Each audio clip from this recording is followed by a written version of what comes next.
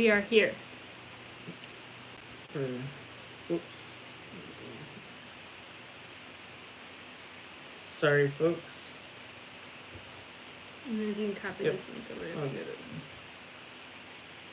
We tried something new and it didn't work the way we thought it was going to work. We tried to pre-schedule the live stream. Hello, thank you for finding us on our new link. We tried to pre-schedule the live stream, and I pre-scheduled it all, and I held my phone portrait when I was like pre-scheduling it all. And then apparently, if that's how you hold your phone when you pre-schedule, that's how you have to stream in that orientation. And so we had to stop it and start a new one where I set it up, all the information, set it up holding the phone landscape so that it'll let us stream landscape. So now we know. Now we know. Sorry for the confusion. We'll try to get it right next time. So thank you for joining us. Hello, Janice, and hello, Pam. I wanted to beat the bodyguard up at the door. They wouldn't let me in. We're trying to fix our link on Facebook, too, because we have the wrong link up there now. So, best laid plans, folks, which probably perfectly segues into what it's like to garden, because the best laid plans never quite work out the way you think they do. So, we'll give it just a minute here. Let everyone else figure out the new link. Okay. Sorry about that. There we go. Okay. Hopefully our Facebook friends can find us over here now. I deleted the other one, so I can't go to that. There should be no more confusion. I think we got all the links updated so everybody can find us. So, hello, Irene. Thank you. Thank you. I feel really good tonight. Today was a great day. Today was a good day. Hello, Blessed Mama. Thanks for joining us. And let's see. I think I said hi to everybody. So today we're going to talk about gardening and, I don't know, my opinion for what it's worth on all the different types of gardening we've tried and the pros and cons. So if you're considering different things for your garden this year, you can kind of learn from my failures and why things didn't work or why they did work really well. So, hello, Melanie and Beth. Thanks for joining us. Yeah, thanks for coming. Wichita finally caught us live. Silvermoon's welcome. Here. And Della, you have a blessed night too. So before I get into the gardening types, I did want to show you some couple things that I'm trying that we haven't put up yet. Planting sweet peas. Ooh, there you go. I love sweet peas. I'm not planting them this year, but I love sweet peas. We did that one year. Mm-hmm. I just found the sweet peas for the size of our garden. It took up, well, I thought in my head I was going to try succession planting and then I would pull the sweet peas out and plant something else, but our gardening season is too short. And so the amount of space that I needed to grow enough sweet peas that I felt like it was worth it took up a huge chunk out of my garden. So hello, Red Shed. Welcome, Holly. Thanks for joining us. So this year, though, I was at the dollar store today, and you can never just spend $1 at the dollar store, right? Hey, Charlie and Judy. So I walked away with several boxes of wildflowers, and I'm going to plant a wildflower garden out between the greenhouse and my garden. I haven't told you this, but I'm going to plant a wildflower garden so that we don't have to mow. Because if you joined us last live stream, you'll know that Sam's absolutely favorite farm activity is mowing the lawn. And anytime we can find a way to mow less, especially in complicated areas that need like trimming or that are on like slopes on our farm that are hard to mow anyway, we're trying to get rid of those areas. So by planting a wildflower garden between our greenhouses and the main garden, I'm hoping to attract pollinators, obviously, but also it'll be a tricky area that won't need mowed anymore. It would be interesting to see if that affects our garden at all, like having more pollinate. I mean, I feel we do have quite a few bees. We do have a lot of honeybees around. We've talked about trying to find their hive, but I've never tried to follow the trail. So that's trying to do that later this week, I think. This week's really busy because Sam got me a spa gift card. Sam and his mom got me a spa gift card for my birthday. I'm going to the spa tomorrow. I'm going to look radiant on our next vlog. I'm so excited. But then Annie also has a bunch of follow-up appointments at Children's Hospital this week too. So we're just going to be gone a lot. So hoping I can get it done. Tessa. So hello, Dean family. And Natalie and Heather. We had a lot of people pop on. Thanks for joining us. And then the other thing that I'm going to try this year are raspberries. This was actually a fight, not a fight, but the girls, I told them they could choose one new berry plant that they wanted us to try this year. And it was quite a split decision between blueberries and raspberries. But the raspberries won the majority because Patton is too little to vote. And so that means five voters, and it was 3-2. So I'm pretty sure Isla was bribed with a lollipop by an older sister. Hello, Della and Diana. But I'm going to try planting some raspberry bushes at the back of our greenhouses. We already have mulberries, elderberries, and blackberries here. So this will be our 4th berry. So Pam wants a spa card too. Where's my card? You know, it's kind of cool. They have this spa. It's a spa and salon, and they have one of their like packages, I guess you'd call it, has kind of like a la carte menu, so you get to choose like 3 or 4 things that you want to do and kind of put together your own package. So Laura got to choose excited about that, what she wanted. She said a massage was definitely on the list. Looking forward to it. I'm looking forward to it. Yep. So anyway, I think we got lots of people here, so we can get started talking about gardens. And Irene says Texas Bluebonnets are her favorite wildflowers. Dean Family says, what variety? The Walmart variety, Dean Family. Does it say on here? The package kind of ripped.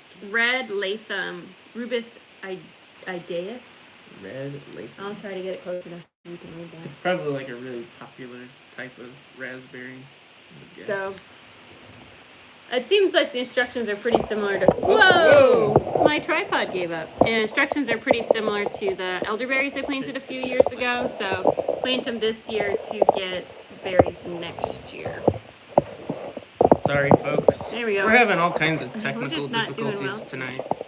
If that like doesn't... we're a little sideways too still. Sorry if it's crooked. The tripod. Well, is it the tripod or is it the house? It's probably the house. Both. My goodness, we're struggling tonight. Okay. Just a little bit.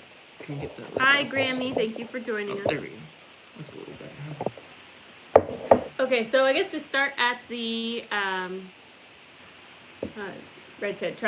Red Shed says trying more sunflowers but keep getting eaten by critters.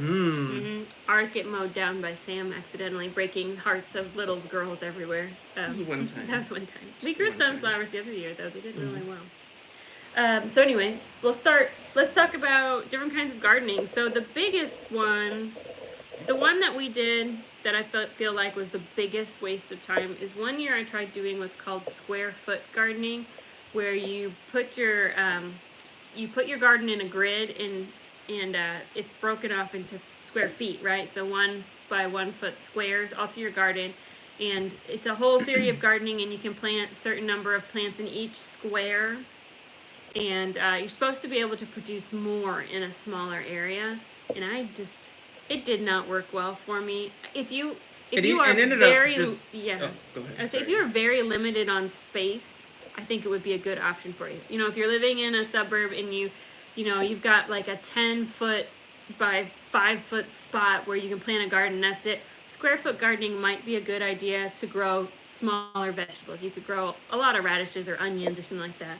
But you get anything remotely larger in there, like a squash plant, it like took over and then killed everything else. It feels really tedious. Like everything's so close together. It's hard to weed. It's hard just to get in there to see if you have any vegetables or anything because it's so close.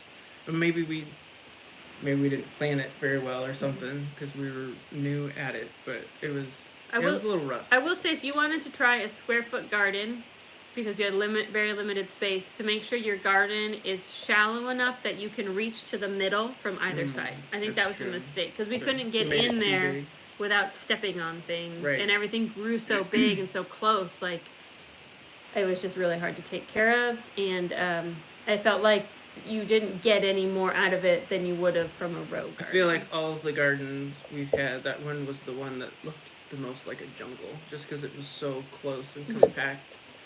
But anyway, we had, let's see, Pam's here, and then Iris said she has a wonderful thornless red raspberry. Ooh. So Dean Family says, we tried square foot too and it didn't work well for us.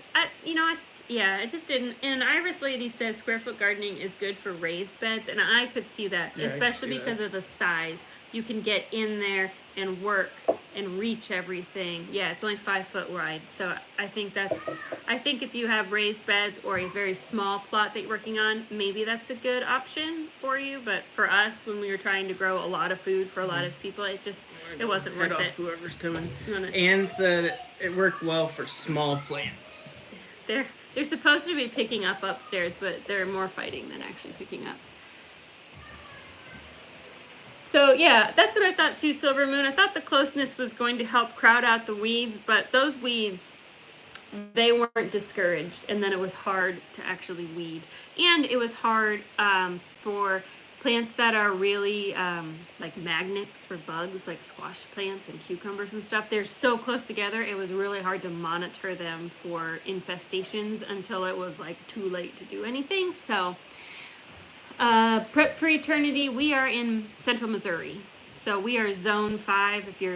When we talk about seasons and stuff, which will be coming up in this discussion, we're zone 5. So our growing season, definitely not as short as some of you all further north, but it's short enough that you really have to be on top of things to not run out of time, because it's a very short window for planting and harvesting before the frost comes. Sam will be right back, but I will then talk about something else we tried.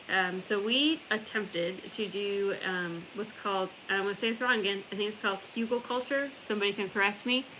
And it's a raised bed where you dig underneath the bed and you put logs and earth materials in there. And it's supposed to be kind of like a spring of re-giving nutrients for your raised bed so that it'll be great soil for a very long time. You want to talk about your hugelculture experience? Well, I don't know. We kind of made one. My brother Paul, Uncle Poopsie, was here and helped us kind of put it together, dig it out, and put stuff in it. But we never really used it or planted stuff in it. Right now we have a compost. Our hot compost pile is sitting on top of it. So I don't know if we could say that it worked great or it didn't work. I would think you couldn't plant stuff on it that had really deep roots, potentially, depending on like how deep it. Yeah. I think one of the downfalls of it, I think, the reason that we never finished it is because it was expensive to finish, and we hadn't really planned for that. You don't really think about how expensive any type of raised bed is until you try to fill it, and then you're like, oh my. You know. Well, at that point in time, too, like I know a lot of people like use salvage stuff to build their raised beds, can build them kind of cheap. But our problem was we didn't have a truck for the longest time to get materials here, and we couldn't get the dirt. And to get dirt here, there are some companies around that will deliver it, but it's expensive, really expensive. And so, yeah, to finish it all out, we weren't able to afford that. But did I miss one, or is that you already answered that? I already answered that. Yeah, we're all caught up in the chat. So we never actually finished that one, but it was very labor intensive to dig and to fill, and then to build the frame, and then we actually never filled it with dirt because it was more money.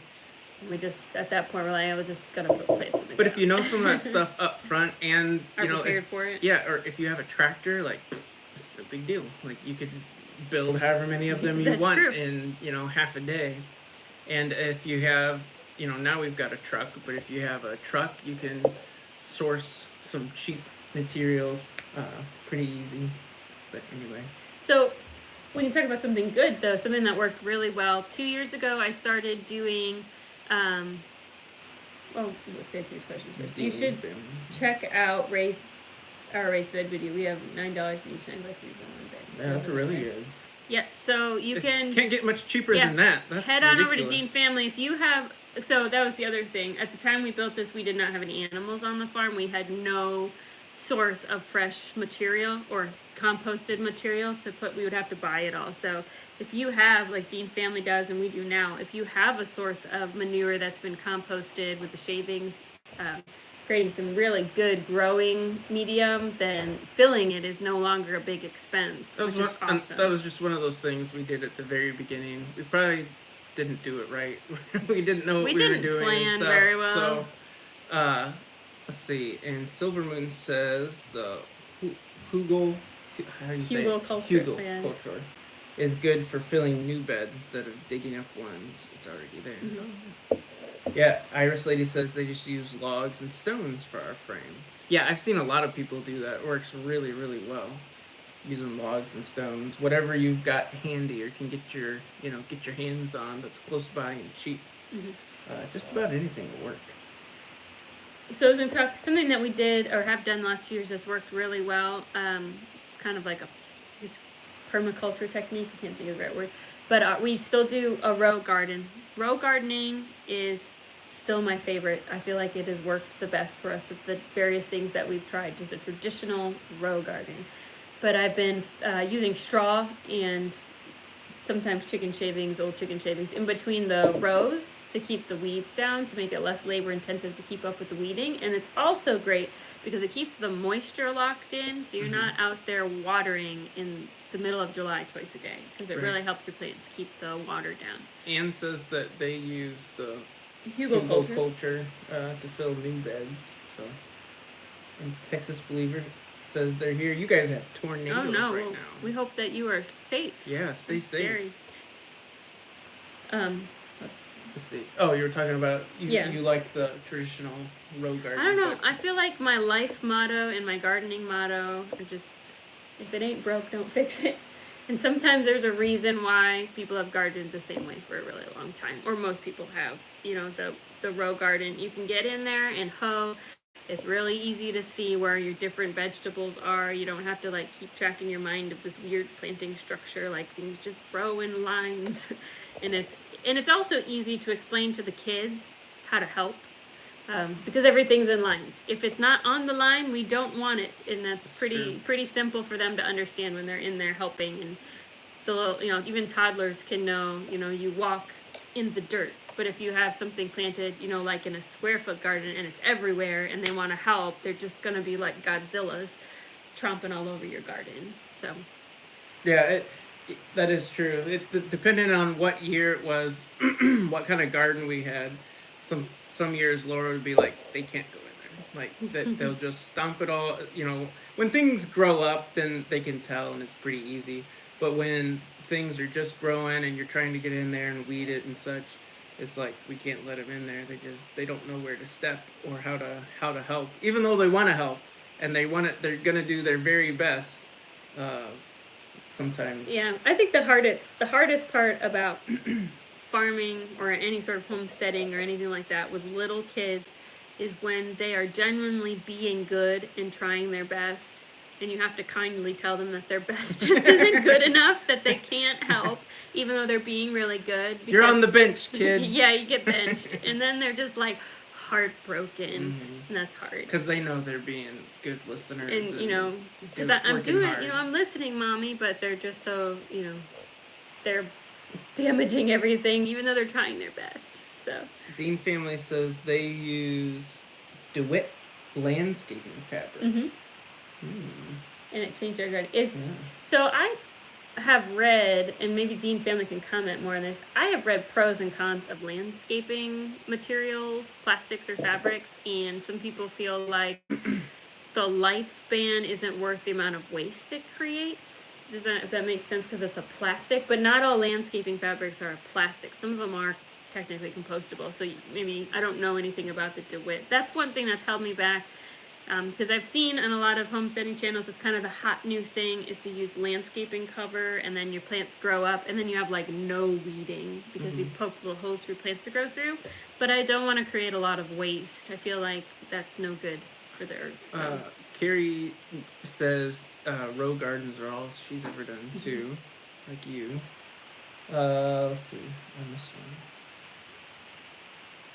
one. Oh, Della says she agrees about square foot gardening. There's a reason why I hate picking your tomatoes. They're hard to find.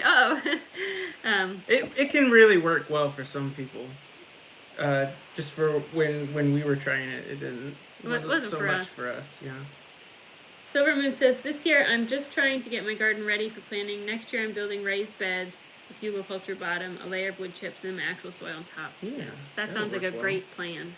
Texas Believer says not only are they having tornadoes, they have a blizzard warning too. That's crazy. That is crazy. That's nuts. Texas is a huge state, though. That's That a is lot of true. area to That's cover. true. I don't think Nuts. it's not gonna. There's rain coming in, but it's not gonna snow here. Is it? No snow, just rain. Just rain. Hello, guest. Thanks for popping in. I don't like using landscape fabric. Weeds grow on top of it. It's hard to get it all up when you make changes. Yeah, I that's could true. see that.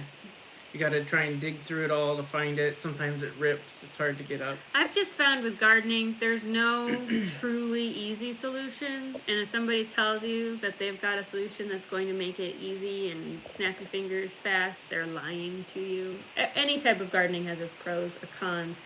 It's just about what your goals are. And for us, our goals is to produce as much as we can because we have a lot of people to feed.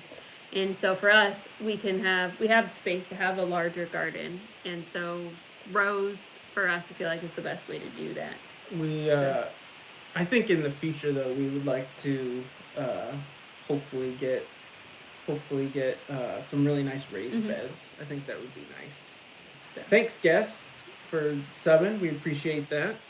So it's plastic, but supposedly lasts 7 years. So you need to pull it up each year till soil has just covered it more depth. We'll be interested to see your as the years go on if it lasts that long. That'll be interesting to see you and family. You're gonna have to give us. You're gonna have to make a video for us.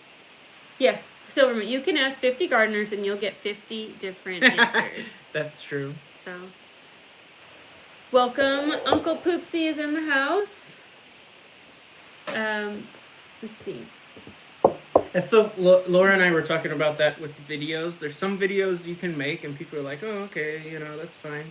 And then there's other videos that you can make and everyone has a different opinion. Like you were talking about with canning. Oh, yeah. When We were just talking about that. When Laura makes a canning video, like everyone has their opinion on how you're supposed to do it or, better tips to make it. It's kind of funny. But you can post a video about, whatever. Like there's just certain topics people are just it's like a hot button really issue or passionate about with homesteaders, and it's just interesting. Canning is one of them. So. Oh, Brooke says hi too. Hi, Aunt Brooke. So. Yeah, use what's best for you. That's true. Hey, I missed Beth's comment. Right. She says they're getting rain in Wichita. Yeah, it's been kind of a dry spring here, Beth. I had to actually go out and water today, and I was thinking. That's kind of weird for March that I had to go out and water. We're supposed to get rain most of this week, I think. So we might be good. Good. Let's see. Yeah, that's right, Dean family. Irene, you're doing a great job growing herbs. You grow what makes you happy, and do what you can with the space you have. But going on to Texas Believer says they're working on their elderberry bushes, starting new bushes. Our elderberries are half wild because they grow wild in Missouri, so I just kind of let them go. They're in with our wild blackberries, and they are very happy in there, so I just enjoy the fruits of no labor. So, Terry says, in this area we have a lot of native, biennial, and perennial weeds. Sometimes things like landscaping fabric only promotes weed root growth under the fabric. So, yeah, like we said, pros and cons. It's you just got to make a... Growing my beard makes me happy. Yeah. Okay, but I will tell you now. Are you gonna grow plants in there too, Poopsie? Yeah. In that beard? Bird's nest in that beard. If I have to say there's one type of gardening that I would probably never do again that we did, and I've said this before in several videos, I spent so much energy, and I was like 7 months pregnant, building a container garden, and it was the biggest waste of time. And it was expensive because you had to buy, compost and fill dirt because we only had, we had some, but I did not have enough. And then it looked like we put down cardboard and newspaper and hay or straw on top of that. And the weed barrier only lasted like 2 months. And then it looked like a jungle in there. Never doing that again. Yeah, it required a lot of physical labor to set it up. And then you had to water it. There might be easier ways to do it. You had to water it at least twice a day all summer. The pot dried out so fast. The only thing that worked really well was growing the potatoes in tires. Excuse me. And so I'm definitely doing that again because I've never successfully grown potatoes before I did that, and they were very happy, and I got some lovely potatoes out of those tires. So I'm doing that again. But everything else, I broke it apart, and it's back to grass. Never doing Terry that again. said, I missed the comment up here. Sometimes landscape fabric Yeah, only promotes. Oh, you said did that? that one, Oh, yeah. whoops, sorry. I wasn't paying attention. Sugar Pup says, "What's your favorite plant?" I can tell you what Sam's least favorite plant is. After 6 Yellow years, squash. yellow squash. I'll tell you why it's my least favorite, because it will grow on our farm like crazy. Like, there have been years we didn't even plant yellow squash, and we still had it coming out of our ears because it was the seeds fell in the soil or whatever. Like, yellow squash grows great on our farm. We can have yellow squash soup, yellow squash fritters. We've had yellow squash casserole, yellow squash with our roasts. I've fried yellow squash like you fried tomatoes. I mean, yeah, we've had it just about any way possible. He never it wants feels to. like. I do. But what's our favorite? What's our favorite? That's really tough. I really like growing. So I have one greenhouse that grows salad mixes, so spinaches, lettuce mixes, and like carrots and radishes. And I love doing that because I don't know, like at night you're like, I need something to go with dinner, and then you just go out to your backyard and you cut down some salad, and that's just kind of cool. And it's so easy because it's in the greenhouse, so it doesn't get pests and it doesn't dry out really fast. So I like when we grow cucumbers and stuff. I like when we make pickles. Yeah. Oh, your sweet and spicy pickles. Well, Miss Judy is watching, so it's Miss Judy's recipe Oh, of hot and spicy so sweet good. pickles. They're really You good. just eat them as a meal all by themselves. So Karen's here. Thanks for joining. let's see. Jay West did the frugal culture with strawberries. Oh, I bet that would work. Yeah, I bet that would work well. We're trying strawberries. I have a tower. I can't remember what it's called. And if your mom is watching, she might remember. But it's a stacked tower garden, not with lights. It's just a stacked tower garden you put outside. And I'm going to try growing strawberries in that this year. My kids love strawberries. And I wish I could grow a huge strawberry patch. But they are so hard to weed. I don't know. Maybe we're just doing something wrong. But something about the last few years tried to grow strawberries. I could not keep up on the weeding. They just get they attract every kind of weed. Let's see. There was another comment I was gonna. Do we make soap? Not yet, but we're working on it. I actually just got a soap making book from the library to use our goat's milk. Yeah, we want to make goat's milk soap. The hard thing with soap is a lot of soap uses lye, and we have a lot of really young children, and it just makes me nervous. They're really good, so I shouldn't be that nervous. I can around them all the time. That scares me a little bit that someone's going to spill or somebody's going to not listen, and even if they're not helping, we'll get hurt from being in the wrong place at the wrong time. Tessa says they cut the bottoms out of their cattle mineral tubs last year and planted potatoes in them. We had some tubs that are about that same size that we planted potatoes in. That's a good idea. Before too. Yeah. And Jay West is from Ashland, so they're not too far away either. Paul loves the pickles. I know. He does. He always takes them every time we have a family gathering. Yeah, he looks at us and he goes, "Wait, are those pickles?" And we're like, "Yeah." He's like, "Okay." They joke about midnight deposits of baseball hat-sized zucchini on the neighbor's front porch. That's what happens when you garden. You know what? I'll be honest. I think that might be my favorite part of having a homestead, is having friends. Either people that actually need some food, or just people that live in the city can't grow food, but can't grow their own, or don't have their own chickens, and being able to give somebody a dozen eggs. Farm fresh eggs. That's just cool. Yeah, it is cool. Or your extra produce or some jam that we made. Like, I think that's my favorite part of having a homestead, is being able to share with family and friends and people we know. Let's see. Dean family, we made self-wicking tubs out of mineral tubs last year, and they didn't work well. I'm not sure what. I think so much of it has to do with America, people watch from all over the world here, but climates are so different. That can make a huge impact on what works. I wonder in some places. if some plants work really well in those tubs too, or different kinds of containers, and some plants not so much. Oh, and Edna is from Williamsburg, so she's just up the road a bit too. Crane's Country Store up in Williamsburg. I have to stop every time I go to Columbia and get myself an old-fashioned soda. So. Irene asked, "Do we make goat cheese?" Not regularly. We did. We have before. We have before. Right now, most of our goat milk is going to the 2 baby goats. But we're they're starting to wean off, so I got plans.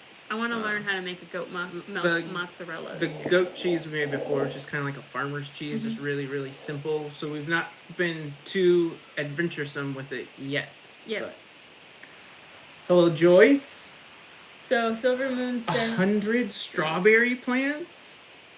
I'm going to plant all of them and then cover them in plastic until it warms up enough. That's a lot. Good. That sounds delicious. It though, does. In a few years. Oh, that sounds. I just awesome. haven't found a good system for a strawberry plant. I have not looked into it that much either. I'm sure there is, and probably what Dean Family Acres does with the DeWitt landscaping fabric is what you want to do with strawberries to keep those weeds down. But Debbie's cooking is here. Hello, hello. Welcome. You can make blackberry wine. Oh, Texas Believer says they keep all the kids out till they're done with the lie. That's a good idea. Yeah, that's a good idea. Give them the snacks and drinks, and then. I mean, I could do it at night too. That's true. Mm-hmm. So, Dean Family says we tried tomatoes in the tubs.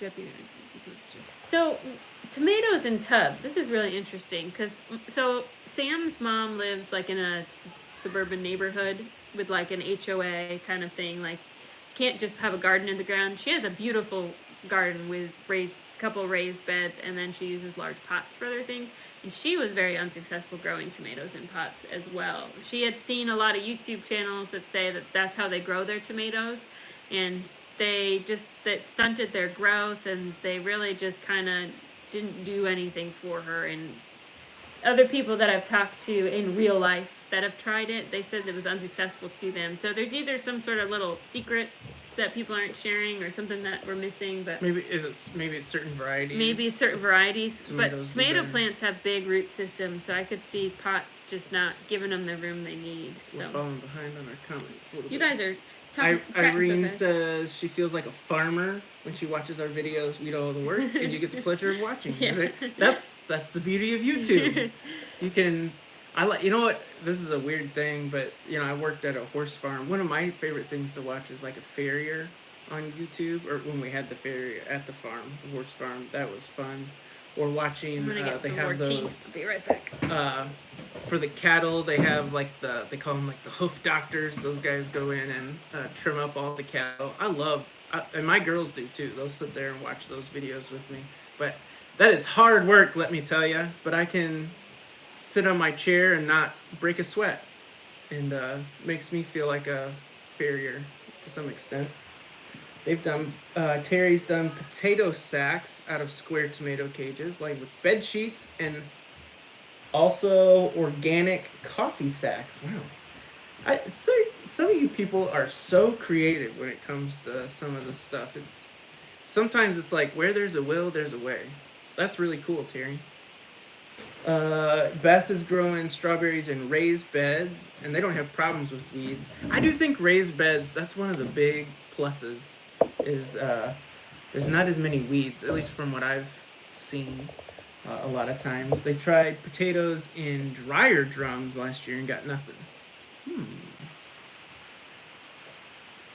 You have to sing to them every night?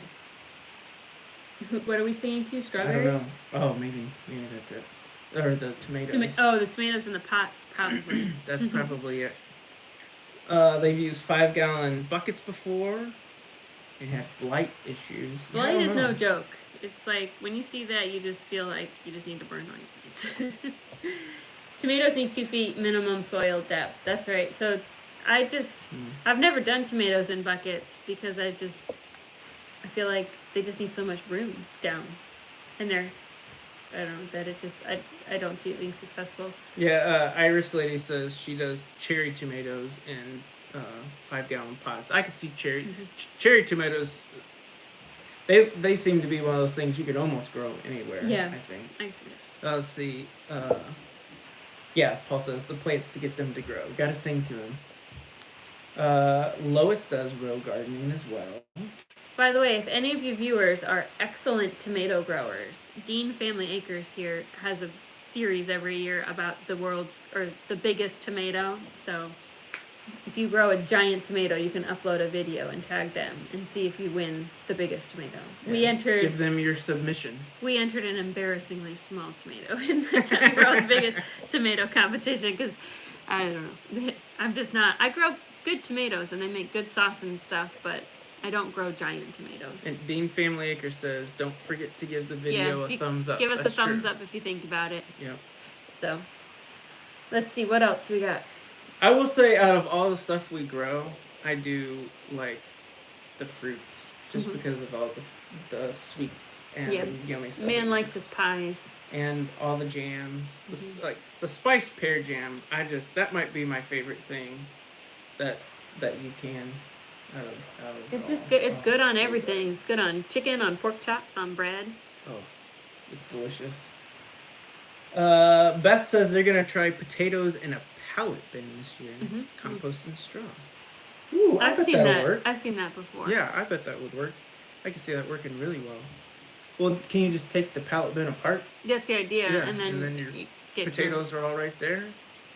That's the same. That's what we do. So with the tires, you start them in one tire, and then when it's time to hill them up, you add another tire on top and add more dirt, and then you end up with like 4 tires stacked by the time the season's over, and then you just take the tires off, and it's easy to get your potatoes. Potatoes are right there. You just gotta snag. You don't have to dig real deep. In Missouri, our soil has so much clay. We've worked really hard on our soil, but it's still pretty heavy. And potatoes I would do all this work and my potatoes were like this big because they just couldn't grow in that soil. So this works much better.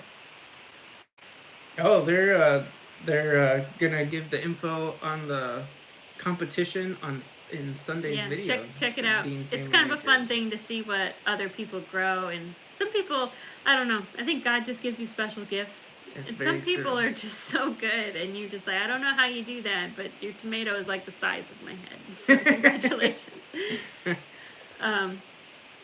Texas Believer's going to build a chicken coop when the weather gets better, all from repurposed wood and hardware. That was kind of our first chicken coop, right? Yeah, but I mean, the kind of Frankenstein coop we have now it's been added on like 3 or 4 times, and almost all of it's been repurposed stuff.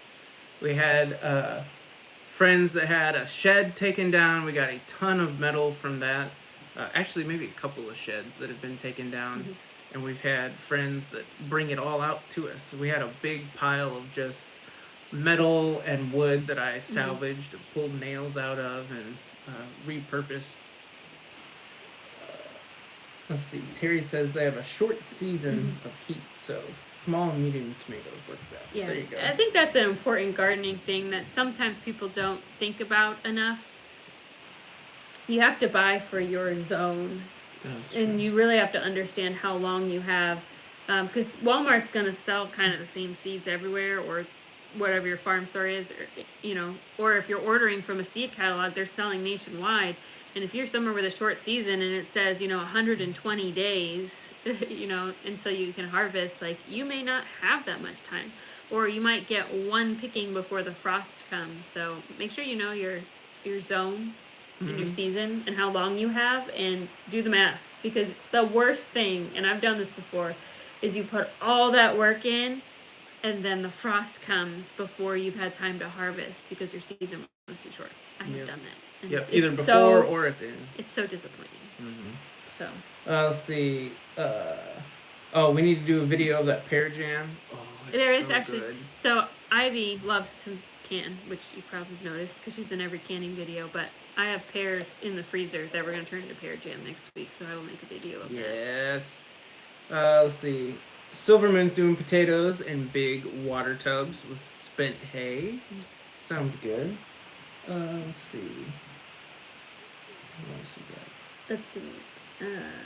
There's a great Facebook group called Frugal Homesteading. I think it makes interesting to try to save and be creative. There are some really good Facebook groups for homesteading.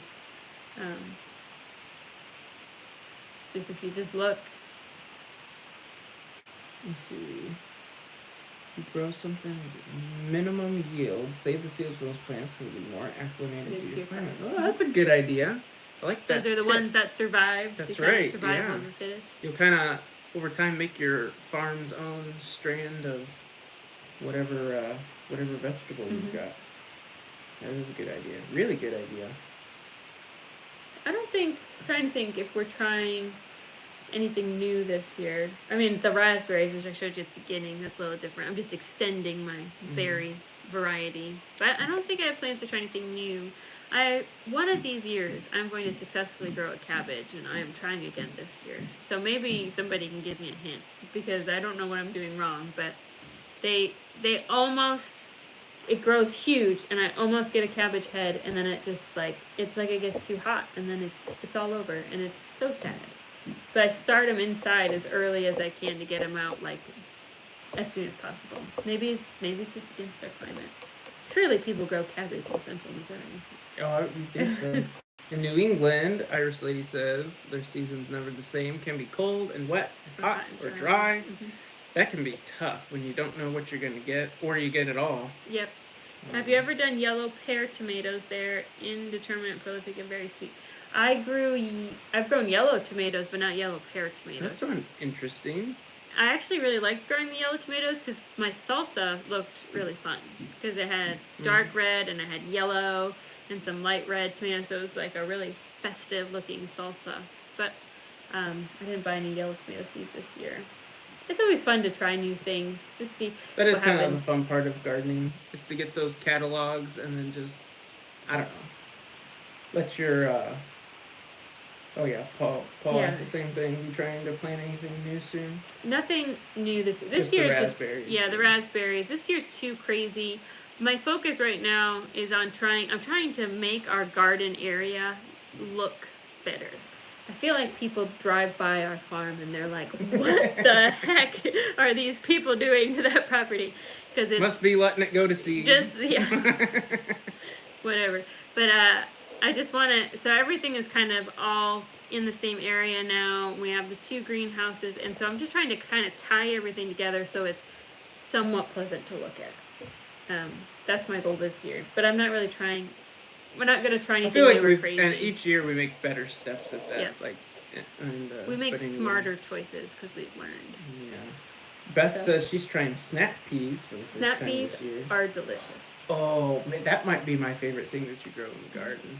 I can eat handfuls of those. They're like, it's so funny because they're almost sweet. I swear they almost taste like they have sugar in them. Yeah, the sugar snaps. Oh, they're so good. You just eat a whole bowl of them, like popcorn or something. That might be my favorite thing that you grow. So I'm feeling really good about this gardening year, though. I feel like everything that we're doing are things I've done successfully before. And so you would hope that means that this year will be successful, but we'll see. So that is true. You know, some years you try, a lot of times people try to expand their garden every year, try something different or do something different, but this year is going to be a little crazy. Yeah. Like you said, so. It's hard to try something new. we're going to have a normal sized garden. I was really tempted to not do it because this year is so crazy, but I really like to garden, and I felt like I'd be letting myself down a little bit, especially since this is the first summer ever since we've been here where I'm not either pregnant or just had a baby, and so I feel like I have the energy to actually get out there and do it every day. It is so hard to keep up with a garden when you're pregnant or if you've just had a baby. Beth's hubby here to give you an extra like. Well, thank you very much. We appreciate that. Silver Moon's planting extra flowers and stuff this year too. And Paul says that Brooke likes sugar snap peas for snack too. They're so good. They're good. Right out of the garden. Our area where we struggle is keeping good records. Seem to do better each year, but have a notebook and planting results. Yep. I don't have a notebook. I got this right here. It doesn't do a very good job. I'm notorious. Every time I start seeds inside, every year, I'm like, I'll remember that the purple cups are tomatoes. And then 2 weeks later, I'm like, oh no, are the purple cups tomatoes or the green cups tomatoes or whatever, and then I end up guessing because a lot of plants kind of look the same at the very beginning, and then you plant them in your garden, you're like, nope, those are definitely peppers, and then the whole garden's messed up because I never actually write it on the cup. Beth likes to saute the sugar snap peas in butter and garlic. Yes. I think butter and garlic on with anything is delicious. I feel Tessa's like. planting fig trees. I have never eaten a fresh fig, and I feel like I've let myself down a little bit on that one. Like, that's something I should experience. You know the one thing that does I've it always taste wanted, like the inside of a fig although Newton? It it's- probably doesn't. I would probably be disappointed. Yeah, I don't know.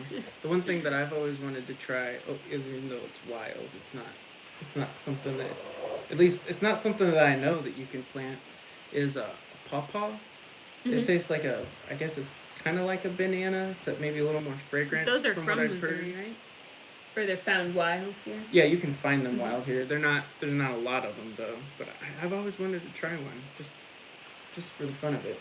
But I've never found one. So we could try. Terry says we should try our new for fall. That's probably a good. That would be a good plan. Or next year. Irene bought dehydrated sugar snap peas. Delicious and We've healthy had those choice for before. snack. Oh yeah, Yeah. they're good. They got them over by like the Mhm. banana chips in the Yep, store. that's right. All right. So, what people who love figs, if you had to compare it to its nearest fruit cousin, what does it kind of taste like, and what's the texture like? And you don't eat the outside, right? You just eat the inside. I don't know. You never tried? Yeah, I don't know. Some of those are out of my. Fresh figs are delicious. My favorite jam is fig jam. No way. I've never heard of such a thing. I'm feeling like we need to go to Orchland's tomorrow and buy ourselves a fig. You think so? Just put it outside. I know the Texas boys, they grow like 10 varieties of figs at their farm. Mm-hmm. Pam says pawpaws grow closer to water. That's a great question. What was my motivation for the bald look seeing you on a Doug video with hair? Well, I'll tell you, there's just not much up there anymore. That's why. It just kept fading and fading and fading. And if I let it grow right now, I would pretty much have the horseshoe thing going on with maybe a little bit of a peninsula sticking out. You got the Captain Picard. Yeah, there's just not much up there anymore. So I actually need to shave again. But I usually shave it a few times a week. But yeah, it's one of those things. I was Alright. not blessed with a full head of hair. No. Well, you were when I married you. You had, That is true. when he was a little kid, he had glorious, luscious, golden curls. Locks. Not anymore. It's okay. So apparently you can eat a whole fig. That's good to know. Oh, okay. So I don't have to give it a try. So Wash it and enjoy. No way. I didn't know that. I'm gonna have to. And we can make homemade fig Newtons. All right. So how do you Our know? girls never really eat fig Newtons Are- though, so they wouldn't know the difference. Do you want a fig to be squishy? Like, is that when it's ripe? Paul's working on his Horseshoe. horseshoe look as well. Yeah. It's family blessing. Unfortunately, it's just kind of what happens. It's too bad like the horseshoe look isn't like a thing. Otherwise, I'd be good. I'd be gold. Isn't that what monks used to do? They were like bald in the middle. They shaved their head bald Yeah. in the middle, and Yeah, then that's just let it true. grow Yeah. long. Charlie Charlie. says, bald is beautiful. That's right, Thanks for Charlie. your vote of confidence, Charlie. Oh, goodness. Something you just gotta live with sometimes. Mix figs and strawberries together. For jam. That sounds Ooh. Firm to the touch. too soft. Too soft is not good. Yeah, we're gonna have to go try and plant a fig now. Yeah. Next video. It's a tree. Planting figs. And everybody will know what. Figs. come Yeah, from it's a tree. A tree. Or some sort of large bush. Like you buy the. They have them. I know they have them at Orchland's. I've seen them. Silver Moon pulls them right off the plant and pops it in the mouth. And Paul, I'm trying to make it a thing. The horseshoe haircut. It sounds cool, the horseshoe haircut. You can always make it a thing. Oh, yeah. You know, the one thing that I do enjoy about shaving my head bald is that I feel like I can give myself a haircut whenever I want. Yeah, saving some money. So if and I found a really cheap way to shave both my face and my head. I just started worked up the courage for it, but I've had a safety razor for forever. And I finally this is a funny story. I finally worked up the courage to shave my head with a safety razor. No, but before he did it, so I was taking Annie to therapy, and he's like, "Hey, you going to town?" And I was like, "Yeah, I gotta take Annie to therapy." He's like, "All right, I'm gonna try shaving my head with a safety razor. I might need you to stop at Walmart for some really big Band-Aids." But anyway, safety razor blades are super cheap. You can buy a year's worth for like $6 or $7 off of Amazon. $10, I'd say, at the most, if you shop hard. And then I've also I started using shave soap that you whip up with a brush. It's basically 1920 in the bathroom. Yeah, and one of those cakes, is like $3 or $4, and they'll last you close to a year. So I'm going cheap on my shaving, trying to anyway, cutting back on some of that stuff. That's my. You didn't know you were going to get. We're here to talk about gardens, but we're shaving your head. Now everybody knows. Let's see. Heirloom Permaculture, welcome. And I'm glad Titus is watching. He's cute. That's because Titus loves me. He does. I think he loves the mustache. That's what I think. All babies love the mustache. They just sit there and go like this the whole time. Patton tries to grab it every single time. Irene, you didn't pet yourself, did you? No, I did okay. No, you did really good. She said, I came out of the, so I shaved, and then I went and got and right before I went and got a shower, Laura looked at my head and was like, I don't know, it looks a little blotchy. But I had just come in from working outside. Cleaning out the chicken coop. So. My face and my head were still really hot and kind of sweaty. So, but anyway, no, I did okay. So yeah, Terry, thank you for that tip. We will definitely be looking. We do have very cold Februarys, and be looking at our zone before we do that. I don't know if we'll plant a fig tree. Maybe. I'd like to. Push zones with a fig tree. Yeah. Oh, I see. Okay, Millennial Gardener has a good info on figs. We'll have to check them out. Here's the problem with usually with gardening, you need to know in the winter what you're gonna do in the spring. Like right now is not a good time to be buying stuff and to start thinking about it. It's too late. You're really gonna struggle. And I know that. If we want to plant figs, we should just be talking about it now to do it next year. Not going to the farm store tomorrow and buying it. Have a plan. Have the spot ready. So. Otherwise, I think there's a chance you'd be disappointed. It wouldn't make it, or it would be unsuccessful. But it's just because you're trying to squeeze it in. Yeah. I know this Dean family. Best time to plant the tree is 5 years ago or something like that. Because it takes so long. That is true. I don't know if that's the answer he's looking for, but that is true. Yeah, I've always heard that. Whenever you move to a homestead, when's the best time to plant your fruit trees? It was 5 years ago. 5 years ago. Yeah, today or yesterday. Yeah, that's right. So. I have a baby fig tree starting from a cutting. For all you fig growers, I'm going to be watching your channels. So post things about your figs. I will learn from your mistakes and your successes before I plant my fig tree. I know, they're making me want to get one though. Everybody talking about it. Beth says they live in the middle of the city, but their little garden always makes me feel good eating something that you grew. Yep. They don't want to harvest sometimes because it took so much work to grow. I understand that too. Yep, 20 years ago was the best time, Dean Family Acre says. Next best is today. It's very true. Any sort of fruit tree or bush is definitely a delayed gratification. You plant it not for you, but for your children to enjoy when they're older, because it takes so long. So, Irene is good at eating them. I'm good at eating things too.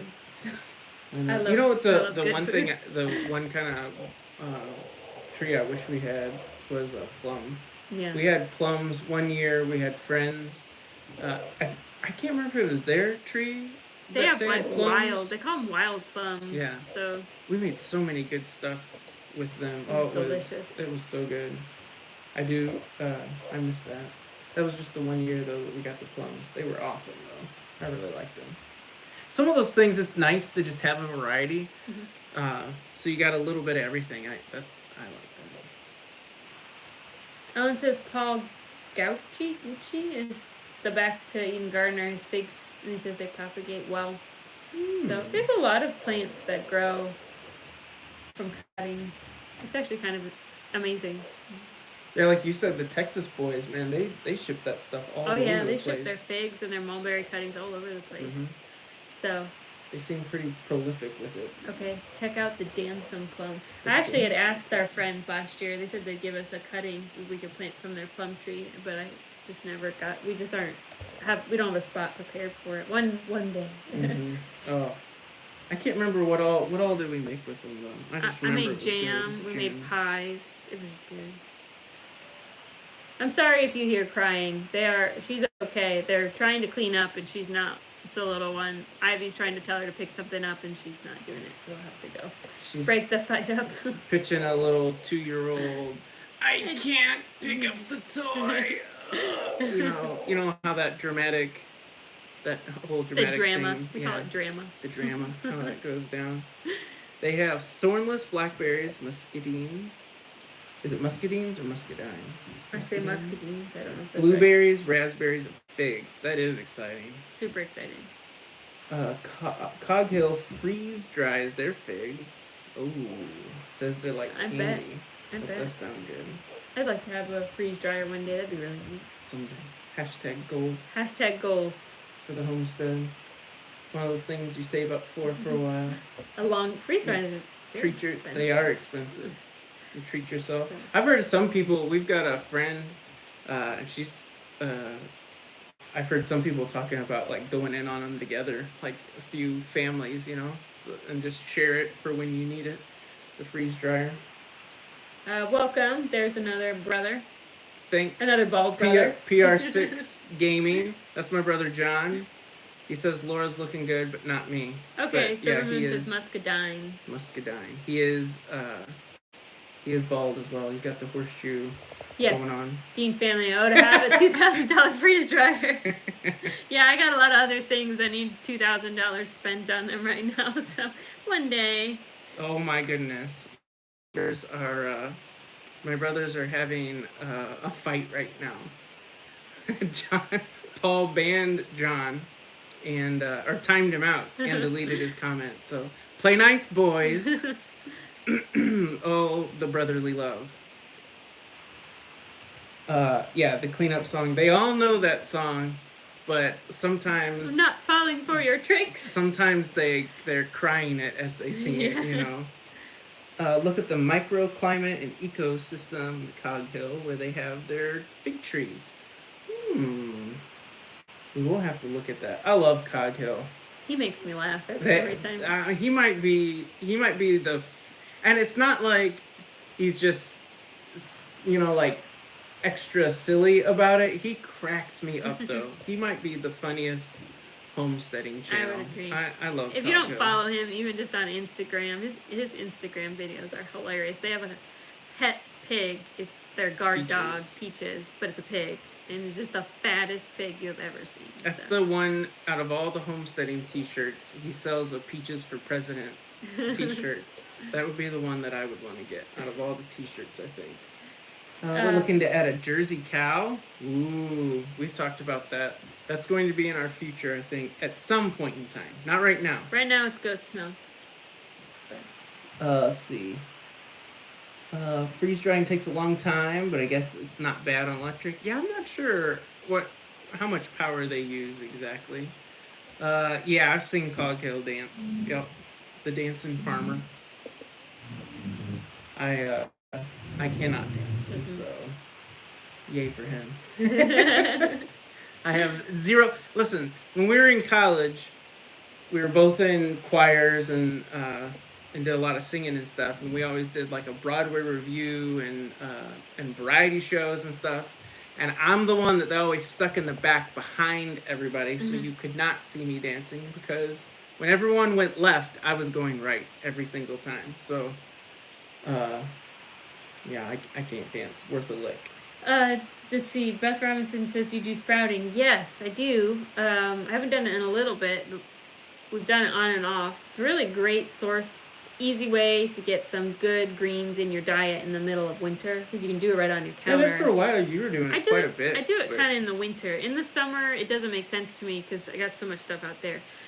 We have a video shows you how I do it. It's called like Grow Food in 3 Days or something like that. It's from probably a year or two ago. But you can maybe check that out.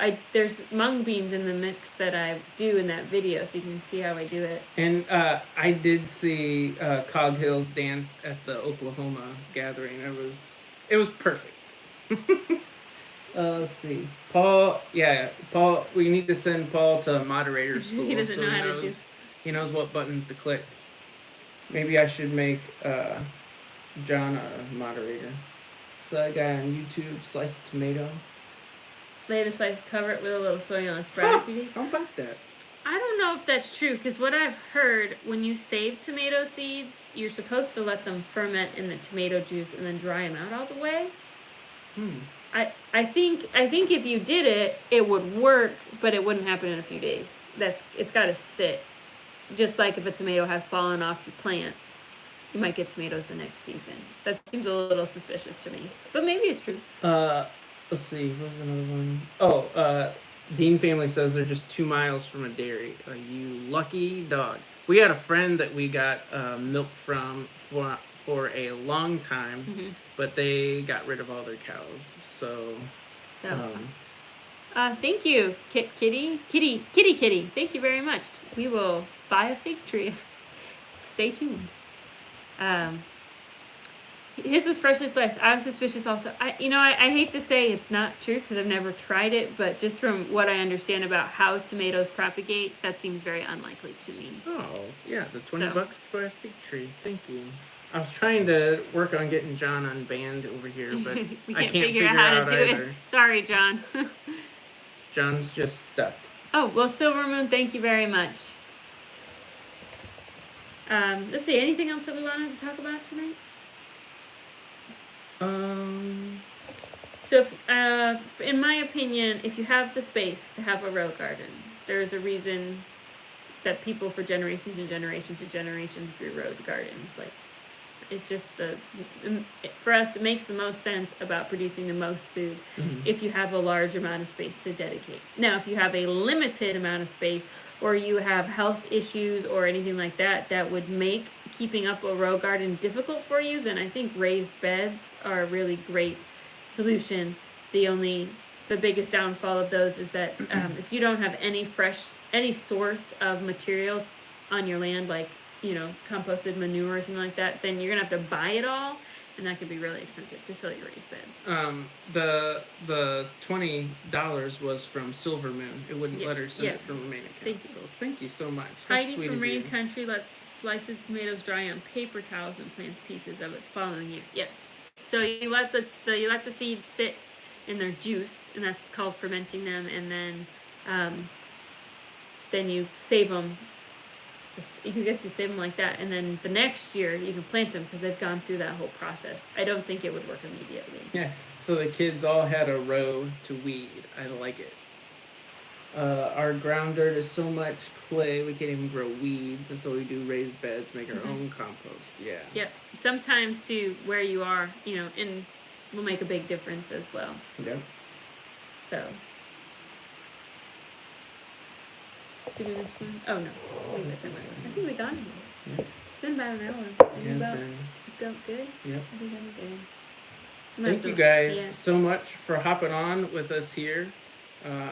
We've been doing it every Monday night, and it's so much fun to be able to chat with people live and not just the comments. It's nice to be able to go back and forth. Oh, we finally got John back in. Welcome back. Just in time to go. So, yeah, we will be back, I think, next Monday. Yeah. We're trying to do every Monday in March, just for fun. And then I don't know what our schedule will be. Let's see. We're just having fun, hanging out. Yeah, it is a good way to save seeds, prep for eternity, embracing our life. So glad I caught a live. You all are such a blessing to watch. We recently started a family homestead channel called Embracing Our Life. Well, thanks for hopping on. Thanks everybody for coming by, and Sam actually is the feature of our upcoming video on Wednesday. So if you want to see a day in the life of Sam here in his mustached gloriousness, Laura's been cranking out come the check it out. vlogs for a long time, and she's done quite a few day in the life, and so I figured I'd do it from at least one of my days. So anyway, all right, we gotta go solve the crisis. The crisis upstairs. Not the crisis you're thinking about. The crisis that's upstairs in the playroom It's right probably a lot of crying over like one Barbie doll on the floor too. So, thank you so much for stopping by. We appreciate you all, and we will hopefully see you all next Monday. So have a good night. You guys take care. Bye. Thanks for hopping on.